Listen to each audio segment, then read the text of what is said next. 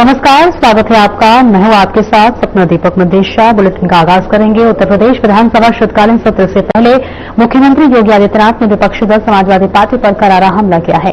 उन्होंने चर्चित cough syrup मामले को लेकर सपा को घेरा और अखिलेश यादव पर निशाना साधा। आपको बता दें कि सिरप मामले पर मुख्यमंत्री ने कहा कि प्रारंभिक जांच में सामने आया है कि जिन अभियुक्तों को पकड़ा गया है उनके कुछ संबंध समाजवादी पार्टी के साथ सामने आए हैं। राज्य स्तर की एसआईटी मामलों की जांच चल रही है। उत्तर प्रदेश विधानमंडल का शीतकालीन सत्र आज से प्रारंभ हो रहा है। शीतकालीन सत्र में प्रतिभाग करने के लिए आ रहे सभी माननीय सदस्यों का मैं हृदय से स्वागत करता हूं। आज से 24 दिसंबर तक शीतकालीन सत्र में माननीय सदस्यों को सदन में अपने मुद्दों को उठाने, उत्तर प्रदेश की जनता के हित में और उत्तर प्रदेश के विकास से जुड़े हुए तमाम अन्य कार्यों को आगे बढ़ाने, विधायी कार्यों को आगे बढ़ाने और विभिन्न विभागों में जो नए मद हैं उनके लिए सप्लीमेंट्री डिमांड्स के लिए भी यह शीतकालीन सत्र अत्यंत महत्वपूर्ण होगा। इस अवसर पर राष्ट्रगीत वंदे मातरम के 150 वर्ष पूर्ण होने के उपलक्ष्य में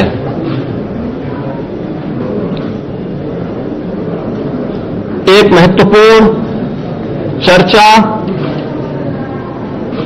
और वंदे मातरम गीत के रचयिता के प्रति कृतज्ञता ज्ञापित करने का भी एक अवसर उत्तर प्रदेश विधानमंडल के सामने होगा, क्योंकि उत्तर प्रदेश की स्थापना का दिवस और राष्ट्रगीत के रूप में वंदे मातरम को भारत के संविधान के अनुसार मान्यता प्राप्त होने का नोटिफिकेशन एक ही तिथि इस महत्वपूर्ण इवेंट के लिए है और उत्तर प्रदेश की विधानमंडल में इस पर चर्चा इसलिए अत्यंत महत्वपूर्ण होगी। कल सर्वदलीय बैठक में हम लोगों ने सभी दलीय नेताओं से इस बारे में अनुरोध किया है कि सरकार प्रत्येक मुद्दे पर चर्चा कराने के लिए तैयार है। सरकार विकास से जुड़े हुए मुद्दों पर एक सकारात्मक रुख है और सभी दलों का हमें विधानसभा सत्र को संचालित करने के लिए उनके सहयोग की भी अपेक्षा है। देश का सबसे बड़ा विधानमंडल सुचारू रूप से संचालित हो और ये अब तक लगातार एक सही दिशा में आगे बढ़ा है, क्योंकि लोकतंत्र से जुड़े हुए पवित्र स्थल जब चर्चा पर चर्चा का विषय बनते हैं तो जन विश्वास पर जनप्रतिनिधि खरा उतरता है। हमारी इच्छा थी कि सत्र अधिक दिन चले, लेकिन माननीय जनप्रतिनिधिगण ज्यादातर वर्तमान में मतदाता सूची की जो विशेष पुनरीक्षण की कार्रवाई चल रही है इस कार्यक्रमों में लगे हैं और यह लोकतंत्र की शुचिता, पारदर्शिता और प्रभावी होने के लिए अत्यंत महत्वपूर्ण भी है। तो विभिन्न जनप्रतिनिधियों ने इस संबंध में अनुरोध भी किया था कि आवश्यक विधायी कार्य और सप्लीमेंट्री डिमांड्स के साथ ही कुछ महत्वपूर्ण अन्य कार्यों को लेने के बाद वंदे मातरम पर चर्चा परिचर्चा के उपरांत अगर इसे हमें आगे के कार्य के लिए एसआईआर की इस कार्रवाई को जो भारत निर्वाचन आयोग के मार्गदर्शन में चल रही है इसके लिए समय मिल जाता, इसलिए इसे आज से 24 दिसंबर तक विधानमंडल की इस कार्रवाई का हमने सत्र रखा है और मुझे पूरा विश्वास है कि यह सत्र उत्तर प्रदेश विधानमंडल के साथ ही उत्तर प्रदेश के विकास के लिए एक महत्वपूर्ण सत्र साबित होगा। मुख्यमंत्री सवाल है कि कोविड का फिर मामले को लेकर के समाजवादी पार्टी लगातार सरकार पर आरोप लगा रही है, हर प्लेटफॉर्म पर आरोप लगा रही है। सरकार की तरफ से क्या कार्रवाई? देखिए,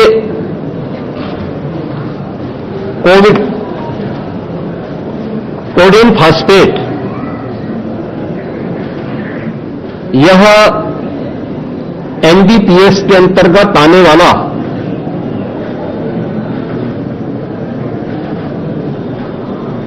एक औषधि है जिसका निर्माण कोडिनयुक्त कफ सिरप यानी गंभीर खांसी के लिए कफ सिरप बनाने के लिए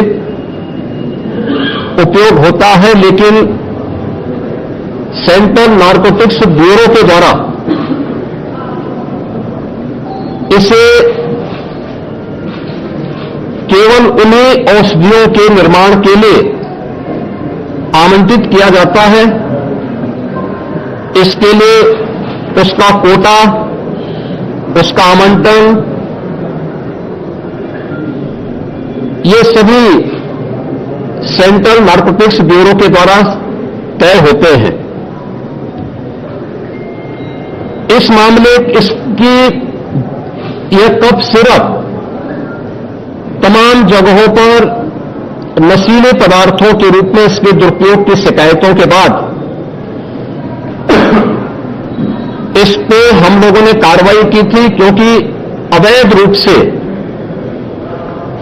इसकी तस्करी की शिकायतें आई थी और ये उत्तर प्रदेश पुलिस ने एनडीपीएस जो उत्तर प्रदेश का एफएसडीए विभाग है, इसके नेतृत्व में हम लोगों ने उसको एनडीपीएस के दायरे में लिया, क्योंकि माननीय उच्चतम न्यायालय ने भी इसको इस रूप में माना है और इस पे कार्रवाई प्रारंभ की है। ये कार्रवाई उत्तर प्रदेश सरकार के द्वारा एफएसडीए, यूपी पुलिस और एसटीएफ इनके द्वारा प्रारंभ की गई है, जिसमें अब तक हम लोग काफी बड़े पैमाने पर इसके अवैध तस्करी के प्रकरण को पकड़े हैं और इसमें व्यापक गिरफ्तारियां भी हुई हैं। यह हर व्यक्ति जानता है कि हर माफिया के संबंध समाजवादी पार्टी से रहे हैं और मुझे लगता है आज विधानसभा में तो कार्रवाई संभवतः नहीं चलेगी, क्योंकि विधानसभा के हमारे एक सिटिंग माननीय सदस्य के आकस्मिक निधन के कारण वहां कॉन्डोलेंस होगा, लेकिन विधान परिषद में हमारे विधान परिषद के नेता सदन इस मुद्दे को वहां पर अगर उठेगा तो जरूर इस मुद्दे को वहां पे रखेंगे, अन्यथा हमारी ओर से कोई माननीय सदस्य बाहर भी अगर सदन में उठेगा ठीक है, बाहर उठेगा तो बाहर भी उसका जवाब देगा। लेकिन प्रारंभिक जांच में सामने आया है कि उससे जुड़े हुए जिन अभियुक्तों को एसटीएफ या यूपी पुलिस की कार्रवाई में पकड़ा गया है, उनके कुछ संबंध समाजवादी पार्टी से सामने आए हैं और समाजवादी पार्टी जो अपने कार्य के लिए जिसका जो बदनाम हो चुकी है और पहले से कुख्यात है, इस पूरे मामले में भी उसकी संलिप्तता आएगी, क्योंकि एसआईटी एक राज्य स्तर की एसआईटी इस पूरे मामले की निगरानी कर रही है, जिसमें यूपी पुलिस, एफएसडीए, इनसे जुड़े हुए सभी अधिकारी मौजूद हैं। इनके अवैध रूप से तस्करी के साथ साथ इससे जुड़े हुए अन्य जो महत्वपूर्ण पहलू होंगे, किन किन लोगों के पास एक धन गया है, ये बातें भी सबके सामने आएंगी और इस बारे में पूरी रिपोर्ट आने के बाद ही इसके बारे में कुछ कहा जा सकता है। लेकिन ये जरूर मैं कह सकता हूं कि जो सपा प्रमुख के द्वारा कहा जा रहा है, ये वही स्थिति है यही कसूर मैं बार बार करता रहा। धूल चेहरे पर थी और आईना साफ करता रहा। यानी फोटो इनकी है उन माफियाओं के साथ। तो स्वाभाविक रूप से अवैध लेन देन में भी संलिप्तता कहीं न कहीं सामने आएगी। जांच आने दीजिए, दूध का दूध और पानी का पानी सबके सामने आएगा। धन्यवाद जी। और एक छोटे से ब्रेक के लिए रुकेंगे, जल्द लौटते हैं।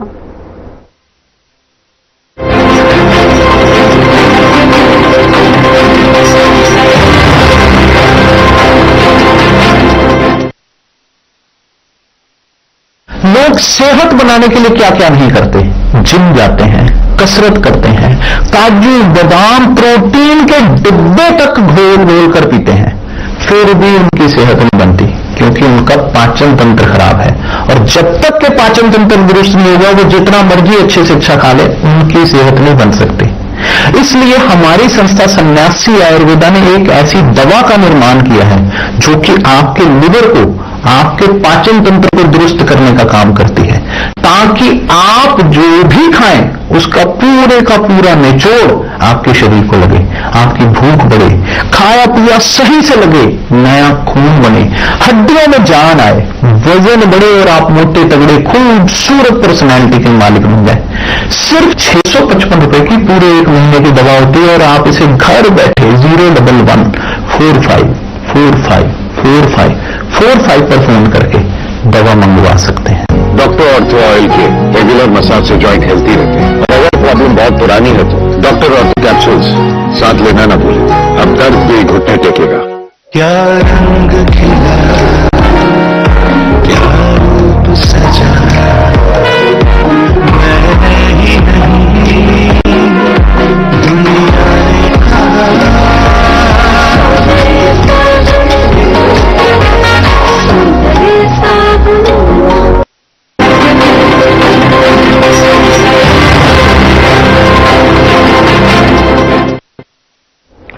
और ब्रेक के बाद एक बार फिर से स्वागत है आपका। खबरों में आगे बढ़ेंगे। उत्तर प्रदेश विधानसभा का शीतकालीन सत्र शुरू हो गया है, जहां विधानसभा में सीएम योगी ने घोसी पूर्व विधायक सुधाकर सिंह को श्रद्धांजलि दी। साथ ही मुख्यमंत्री योगी आदित्यनाथ ने कहा कि सुधाकर सिंह सदन के वरिष्ठ सदस्य थे और गरीबों की सेवा करते थे।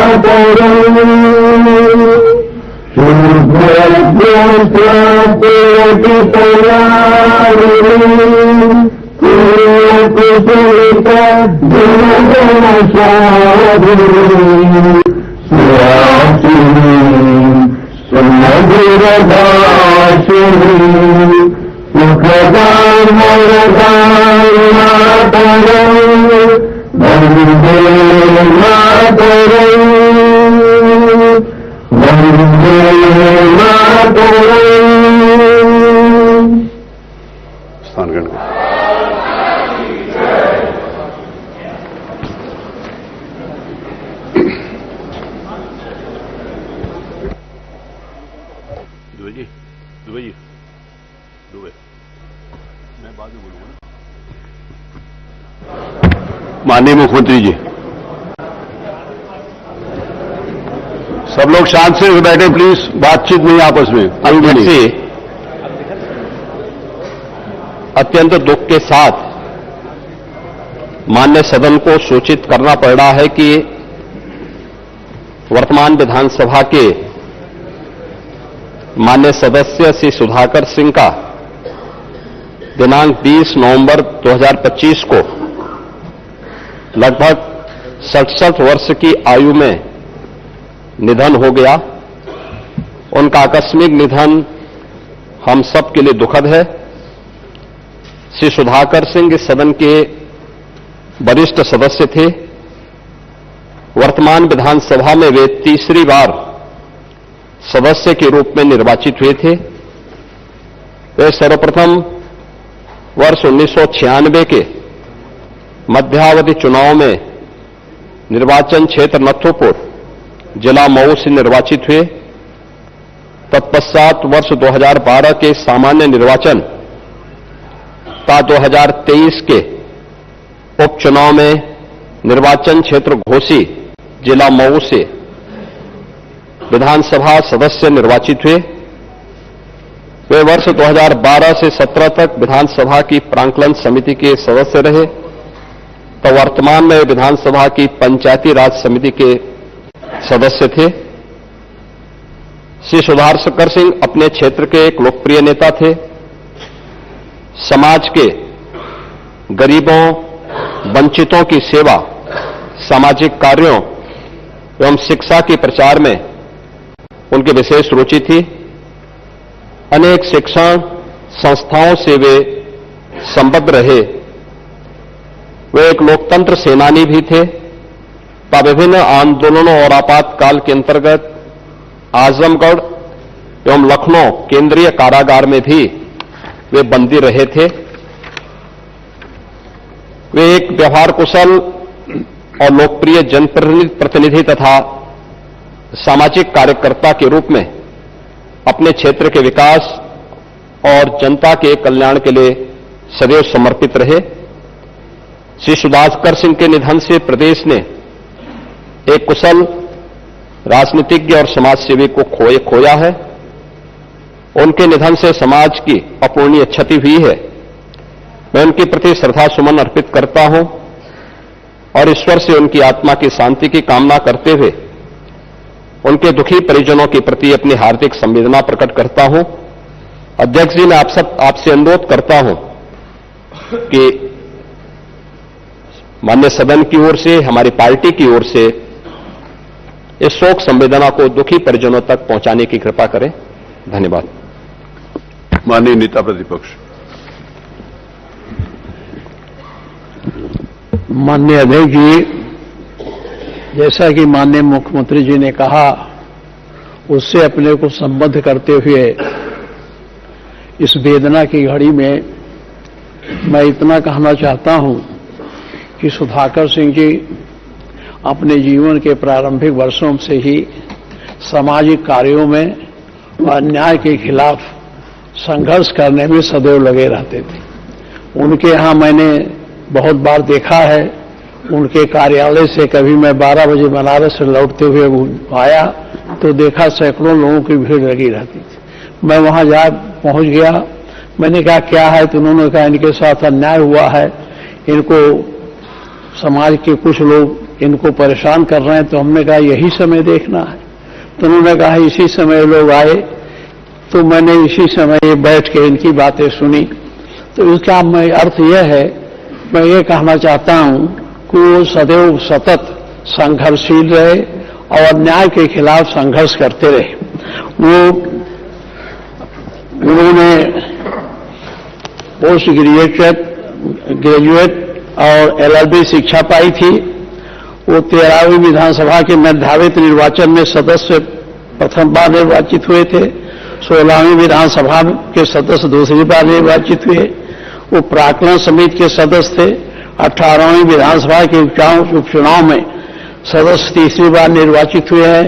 और ये तो सही है, ये उनकी लोकप्रियता का परिचायक रहा है कि तीसरी बार जब वो चुनाव लड़े तो इतने भारी बहुमत से वहां की जनता ने उनको जिता के भेजा, जिसकी हम लोग कल्पना भी नहीं कर सकते थे। तो उनकी लोकप्रियता, उनकी कार्यकुशलता से वो क्षेत्र में अपनी सेवा करते रहते थे। दूसरी बात, उन्होंने संघर्ष किया और आपातकाल में मीसा में बंद थे।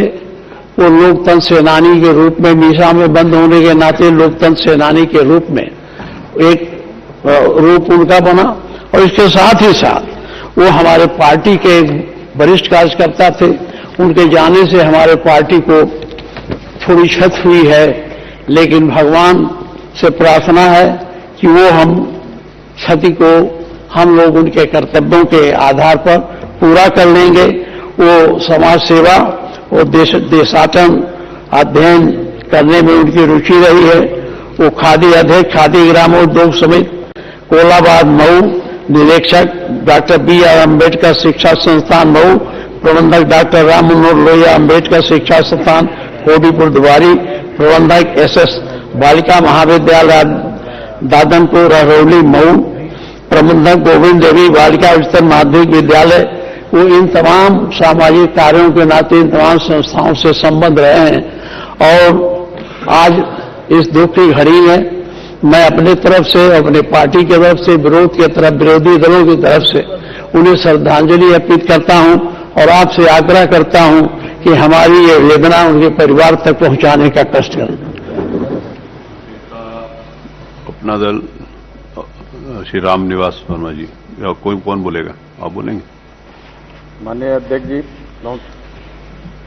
मैं अपनी पार्टी अपना दल की ओर से इस सदन के माध्यम से हम सभी अत्यंत दुख और शोक के साथ उत्तर प्रदेश विधानसभा के सम्मानित सदस्य स्वर्गीय श्री सुधाकर सिंह जी के असामयिक निधन पर अपनी गहरी शोक संवेदनाएं व्यक्त करते हुए, जिनका 20 नवंबर 2025 को निधन हो गया था। स्वर्गीय सुधाकर सिंह जी एक कर्मठ, जमीनी संघर्षशील जनप्रतिनिधि थे। उनका जन्म 11 नवंबर 1958 को ग्राम भावनपुर, तहसील कोसी, जनपद मऊ में हुआ था। उन्होंने स्नातकोत्तर एवं LLB तक शिक्षा प्राप्त की, समाज सेवा और सार्वजनिक जीवन को अपना ध्येय बनाया। वह घोसी जनपद मऊ से विधानसभा के सदस्य रहे तथा समाजवादी पार्टी से जुड़े रहकर उन्होंने सदन और क्षेत्र की जनता की आवाज पूरी निष्ठा और साहस के साथ उठाई। वह पहली बार 13वीं विधानसभा के मध्यावधि निर्वाचन में निर्वाचित हुए। इसके बाद 16वीं विधानसभा 2012-2017 में पुनः सदस्य बने। 18वीं विधानसभा 2023 में तीसरी बार निर्वाचित होकर जनसेवा में निरंतर सक्रिय रहे। सदन के भीतर उन्होंने प्राक्कलन समिति एवं पंचायती राज समिति जैसे महत्वपूर्ण दायित्वों का भी कुशलता से निर्वहन किया। शिक्षा के क्षेत्र में उनका विशेष योगदान रहा। विभिन्न शैक्षिक संस्थानों एवं अध्यक्ष निरीक्षक के रूप में शिक्षा के क्षेत्र में काम किया। बालिका शिक्षा के विस्तार हेतु उनसे महत्वपूर्ण कार्य रहे। लोकतंत्र सेनानी के रूप में वो कई बार इमरजेंसी के दौरान जेल भी गए। माननीय अध्यक्ष जी, स्वर्गीय सुधाकर सिंह जी का निधन न केवल उनके परिवार और क्षेत्र बल्कि इस सदन और प्रदेश की राजनीति के लिए अपूर्णीय क्षत है। मैं इस सदन के माध्यम से ईश्वर से प्रार्थना करता हूं कि दिवंगत आत्मा को शांति प्रदान करें तथा शोक संतप्त परिवार को असीम दुख शब्द की शोक प्रस्ताव के साथ सदन उनसे जुड़ी हुई स्मृतियों को नमन करता है। धन्यवाद। नेता अपना दल, नेता राष्ट्रीय लोकदल राजपाल बाल्यान जी, मदन जी आप बोलिए। माननीय अध्यक्ष जी, मैं स्वर्गीय सुधाकर सिंह जी के निधन पर अपनी तरफ से, अपनी पार्टी की तरफ से शोक व्यक्त करता हूं और भगवान से प्रार्थना करता हूं कि भगवान उन्हें अपने श्री चरणों में स्थान दे। वो प्रसिद्ध समाजसेवी थे और अपने दायित्व के प्रति सदैव निर्वहन करते थे। अब से पहले भी मेरे साथ विधानसभा के सदस्य रहे हैं। ये एक बहुत बड़ी सामाजिक क्षति है। मैं आपके माध्यम से राष्ट्रीय लोकदल की तरफ से और अपनी तरफ से आपसे प्रार्थना करता हूं कि ये शोक संदेश उनके परिवार तक, उनके परिजनों तक भिजवाएं। ओम शांति। नेता श्री सुहेल देव भारतीय समाज की ओम प्रकाश राजभर, और कोई ये बोलेगा? बोलिए। माननीय अध्यक्ष जी, श्री सुधाकर सिंह की जो मृत्यु हुई है बहुत ही दुखद है, असामयिक मौत है और मैं नेता पक्ष और प्रतिपक्ष और अन्य नेताओं से अपने को संबद्ध करते हुए मैं उनके विचारों से संबद्ध करते हुए और अपनी तरफ से और अपनी दल की तरफ से शोक संवेदना व्यक्त करता हूं और सुधाकर सिंह की। फिलहाल इस बुलेटिन में इतना ही। नमस्कार।